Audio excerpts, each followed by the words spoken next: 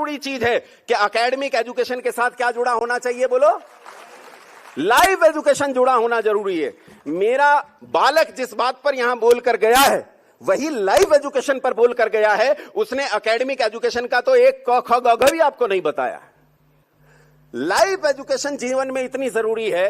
हमारे गुरुकुल में लोग आते हैं, कहते हैं जी मेरे 4 बच्चे हैं, 3 तो ब्रिलियंट हैं, उन्हें तो मैं कॉन्वेंट में पढ़ा रहा हूं, और एक जो ये चौथे वाला ये आतंकवादी आसपास के 10 गांव इससे परेशान है।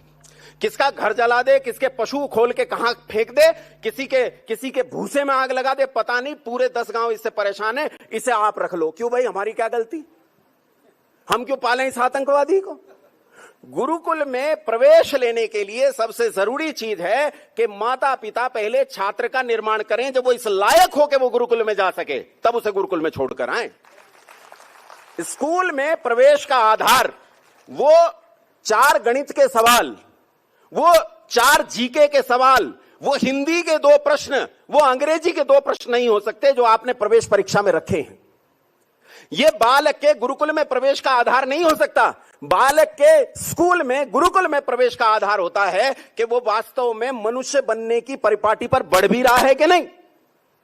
पहले 5 साल गर्भाधान से लेकर और पहले 5 वर्ष का जब बालक हो जाए तब तक बालक को पढ़ाने का काम माता का होता है।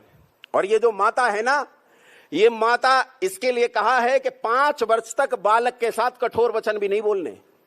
डांटना मारना तो बहुत दूर की बात है, कठोर वचन भी नहीं बोलना, ऐसे पालना है। और कहा उसके बाद के 5 साल किसके हाथ में आ जाता है? मां के बाद दूसरा आचार्य कौन? पिता। और पिता को कहा अब तू कठोरता से पढ़ा, और जब कठोरता से पढ़ लेता है तो पढ़ने के बाद उसे कहा जाता है कि अब तू गुरुकुल में जाने लायक है। जो लायक नहीं उसे गुरुकुल में प्रवेश नहीं दिया जाता, जो लायक नहीं उसे स्कूल में प्रवेश नहीं दिया जाना चाहिए। लेकिन ये बताओ, सबके घर में बच्चे पैदा होते हैं, ये सब बच्चे स्कूलों में पढ़ने जा रहे हैं कि नहीं जा रहे? अच्छा, आतंकवादी कहां से बन रहे हैं? बोल पढ़ो।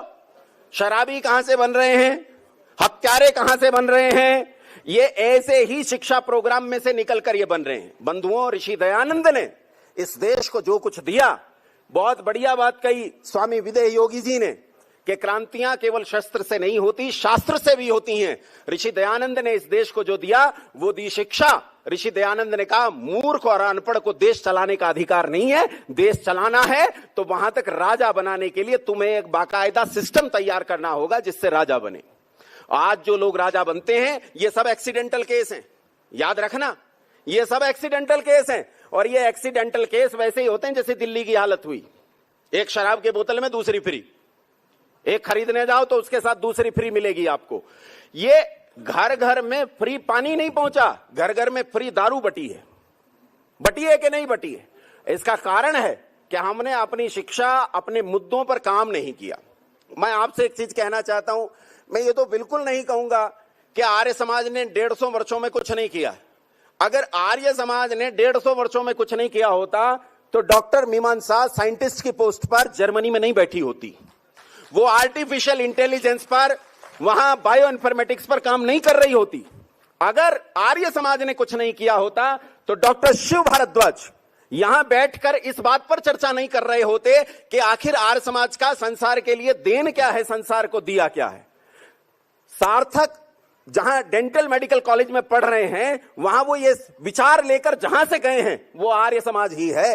मयंक जिस लॉ के लिए काम करते हैं उसके पीछे खड़ा हुआ ऋषि दयानंद है। याद रखो, स्त्रियां आज सर उठाकर, क्या नाम है उसका, वो जो आजकल सेना की तरफ से ब्रीफिंग कर रही है, मियां कुरैशी बिना बुर्के के, बिना दुपट्टे के, शरीर पर सैनिक की पोशाक डालकर अगर गरज कर बोलती है माइक पर तो ये ऋषि दयानंद का उपकार है, चाहे उसके संप्रदाय में पैदा हुई है या नहीं।